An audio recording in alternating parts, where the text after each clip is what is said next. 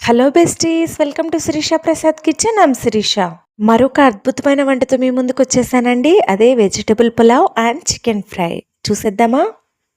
Pan పెట్టుకొని oil వేసుకొని biryani spices వేసుకోవాలి. మీ ఇంట్లో ఏది ఉంటే అది వేసుకోండి. నేనైతే చెక్క, లవంగ, యాలుకలు, మరాఠీ మొగ్గ, ఇంకా నల్లరాతి పువ్వు, బిర్యానీ ఆకు వేశాను. ఇప్పుడు అవి వేగిన తర్వాత సన్నగా కట్ చేసుకున్న ఆనియన్స్ వేసుకోవాలి. అవి బ్రౌన్ కలర్ వచ్చే వరకు వేయించాలి. ఇప్పుడు అవి బాగా వేగిన తర్వాత మనం సన్నగా కట్ చేసుకున్న పుదీనా, మెంతాకు, అలాగే కొత్తిమీర వేసుకోవాలి. ఇప్పుడు అల్లం వెల్లుల్లి పేస్ట్ వేసుకొని బాగా కలుపుకోవాలి. ఈ అల్లం వెల్లుల్లి పేస్ట్ పచ్చివాసన పోయే వరకు వేయించుకోవాలి. సో ఇలా వేయించుకున్న తర్వాత కట్ చేసి పెట్టుకున్న టమాటోస్ వేసుకోవాలి.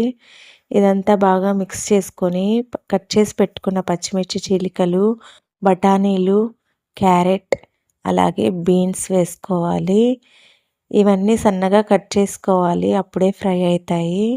ఇప్పుడు కొంచెం సాల్ట్ వేసుకొని బాగా కలుపుకొని మూత పెట్టుకొని వెజిటేబుల్స్ అన్నీ ఉడికే వరకు ఉడికించుకోవాలి.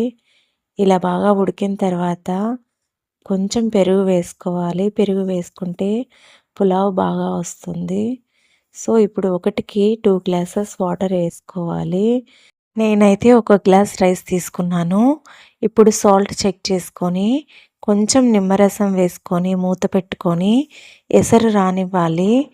ఇప్పుడు నానబెట్టుకున్న రైస్ వేసుకొని మూత పెట్టుకొని సేమ్ మనం అన్నం ఎలా ఉడికించుకుంటామో అలాగే 80% రైస్ ఉడికే వరకు హై ఫ్లేమ్లో, రిమైనింగ్ అంతా స్లో ఫ్లేమ్లో ఉడికించుకోవాలి.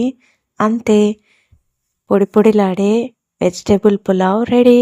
ఇప్పుడు స్టవ్ ఆఫ్ చేసుకున్న తర్వాత నెయ్యి వేసుకుంటానండి. అప్పుడే పులావ్ కమ్మగా ఉంటుంది. ఇప్పుడు దీని కాంబినేషన్ చికెన్ ఫ్రై ఎలా చేయాలో చూసేద్దాం. ప్యాన్ పెట్టుకొని ఆయిల్ వేసుకొని ఆనియన్ అండ్ టమాటో కట్ చేసుకొని వేసుకోవాలి. ఆనియన్ టమాటో ఫ్రై అవ్వాల్సిన పని లేదు, చికెన్ వేసేయాలి. ఇప్పుడు కొంచెం సాల్ట్ అడ్జస్ట్ చేసుకొని మూత పెట్టుకొని చికెన్ ఉడికే వరకు ఉడికించుకోవాలి.